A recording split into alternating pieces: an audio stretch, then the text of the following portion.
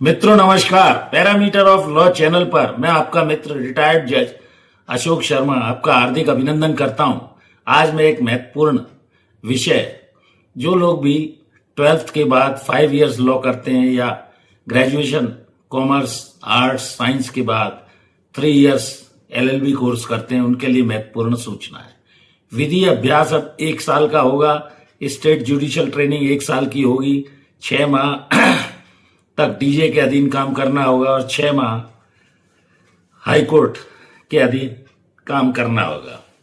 प्रशिक्षण आवश्यक होगा। सुप्रीम कोर्ट का एक ये महत्वपूर्ण निर्णय अभी हाल ही में जस्टिस द्वारा सूर्यकांत साहब, जस्टिस जॉर्ज मसीह और विनोद चंद्रन की बेंच ने दिया है। न्यायिक सेवा में प्रवेश के लिए अब 1 साल की सक्रिय वकालत अनुभव का सर्टिफिकेट होना आवश्यक है।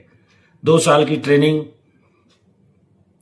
और क्लर्कशिप चयन होने के बाद उम्मीदवारों को 1 वर्ष स्टेट जुडिशियल एकेडमी में ट्रेनिंग भी लेनी होगी। 6 माह जिला जज के अधीन, 6 माह हाईकोर्ट जज के अधीन क्लर्कशिप करनी होगी। संक्रमणकालीन छूट 31 मार्च 2027 तक आवेदन करने वालों को दी जाएगी और उन्हें 1 साल का अनुभव का होना मान लिया जाएगा तथा उन्हें चयन के बाद 2 साल की ट्रेनिंग व क्लर्कशिप पूरी करनी होगी। ट्रेनिंग का जो दर्जा है और मानदेय है, वो ट्रेनिंग और क्लर्कशिप के दौरान ट्रेनिंग जुडिशियल ऑफिसर उन्हें कहा जाएगा और उन्हें न्यायिक मजिस्ट्रेट के कुल वेतन का आधा मानदेय मिलेगा इस अवधि में। अंतिम नियुक्ति संतोषजनक होने पर रिपोर्ट जब उनके फेवर में जाएगी, उसके बाद नियुक्ति 1 अप्रैल 2027 से पूर्ण रूप से लागू होगी।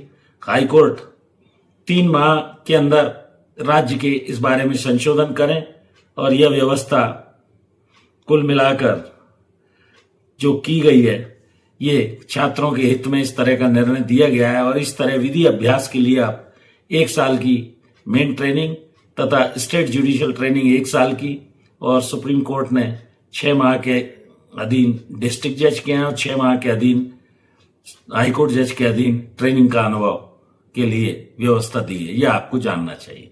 तो अभी तक जो 3 वर्ष की ट्रेनिंग का कुल मिलाकर इसे स्प्लिट जैसा ही किया गया है और ये प्रैक्टिकल ट्रेनिंग के लिए बहुत आवश्यक है, क्योंकि व्यक्ति को अनेकों प्रकार की समस्याओं से जूझना होता है। जुडिशियल ऑफिसर बनने के बाद उसको जब प्रायोगिक अनुभव होता है तभी वो हर फील्ड में खरा उतरता है, ऐसा मेरा व्यक्तिगत सुझाव है।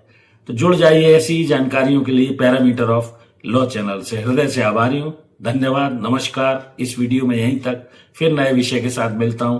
एक और अनुरोध, मेरी धर्मपत्नी श्रीमती अर्चना शर्मा का भी यूट्यूब पर एक चैनल अर्चना RT के नाम से, कृपया उस चैनल को भी सब्सक्राइब करें, उसके वीडियोस देखिए, लाइक कीजिए, शेयर कीजिए। हृदय से आभारी हूं।